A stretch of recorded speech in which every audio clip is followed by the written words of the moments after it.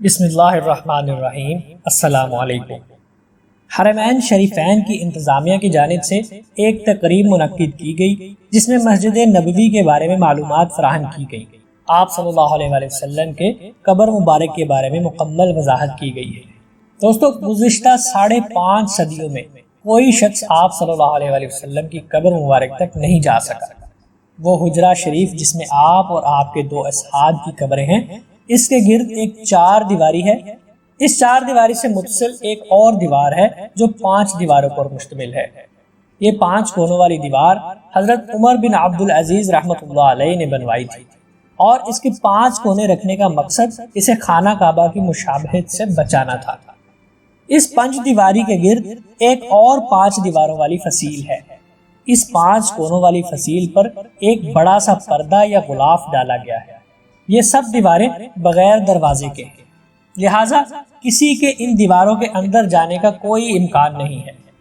روضہ رسول صلی اللہ علیہ وآلہ وسلم کی اندر سے زیارت کرنے والے بھی اس 5 کونوں والی دیوار پر پڑے پردے تک ہی جا پاتے ہیں۔ روضہ رسول صلی اللہ علیہ وآلہ وسلم پر سلام عرض کرنے والے عام زائرین جب سنہری جالیوں کے سامنے کھڑے ہوتے ہیں تو ان جالیوں کے سوراخوں سے انہیں بس وہ پردہ ہی نظر آ سکتا ہے جو حجرہ شریف کی 5 دیواری پر پڑا ہوا ہے۔ اس طرح سلام پیش کرنے والے زائرین اور آن حضور صلی اللہ علیہ وآلہ وسلم کی قبر اطہر کے درمیان گو کہ چند گز کا فاصلہ ہوتا ہے، لیکن درمیان میں کل 4 دیواریں حائل ہوتی ہیں۔ ایک سنہری جالیوں والی دیوار، دوسری 5 کونوں والی دیوار، تیسری ایک اور 5 دیواری، اور چوتھی وہ 4 دیواری جو کہ اصل حجرے کی دیوار تھی۔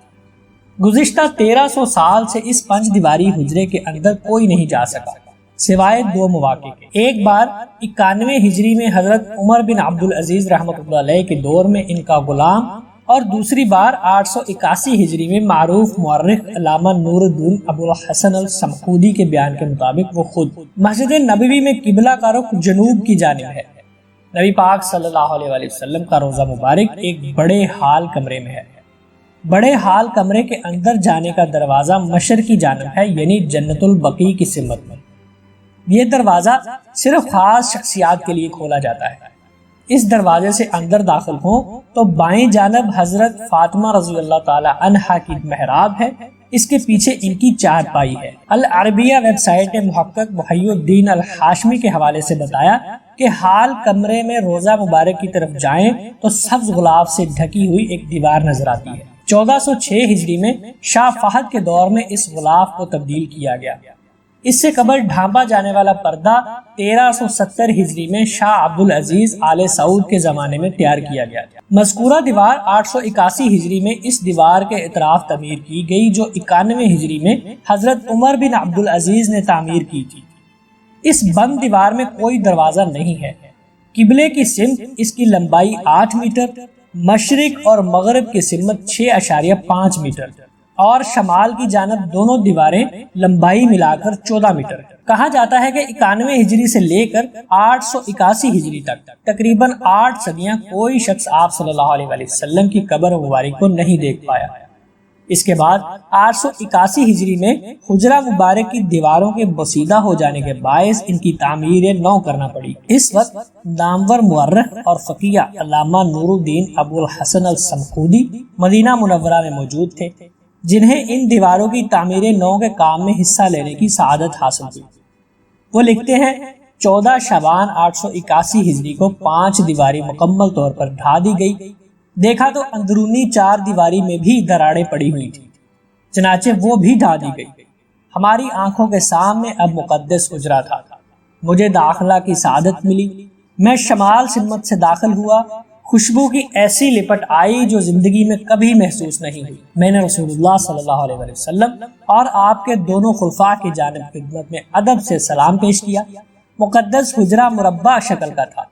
اس کی 4 دیواری سیاہ رنگ کے پتھروں سے بنی ہوئی تھی، جیسے خانہ کعبہ کی دیواروں میں استعمال ہوئے۔ 4 دیواری میں کوئی دروازہ نہ تھا۔ میری پوری توجہ 3 قبروں پر مرکوز تھی۔ تینوں سطح زمین کے تقریباً برابر تھی، صرف ایک جگہ ذرا سا ابھار تھا۔ یہ شاید حضرت عمر کی قبر تھی۔ قبروں پر عام سی مٹی پڑی ہوئی تھی۔ اس بات کو 5 صدیاں بیت چکی ہے۔ جن کے دوران کوئی انسان ان مہربان اور مستحکم دیواروں کے اندر داخل نہیں ہوا۔ علامہ نور الدین ابو الحسن سمحودی نے اپنی کتاب وفاء الوفا میں حجرہ نبوی کا ذکر کرتے ہوئے تحریر کیا ہے کہ اس کا فرش سرخ رنگ کی ریت پر مبنی ہے۔ حجرہ نبوی کا فرش مسجد نبوی کے فرش سے تقریباً 60 سینٹی میٹر نیچے ہے۔ اسی دوران حجرے پر موجود چھت کو ختم کر کے اس کی جگہ ٹیک کی لکڑی کی چھت نصب کی گئی، جو دیکھنے میں حجرے پر لگی ہوئی مربع جالیوں کی طرح ہے۔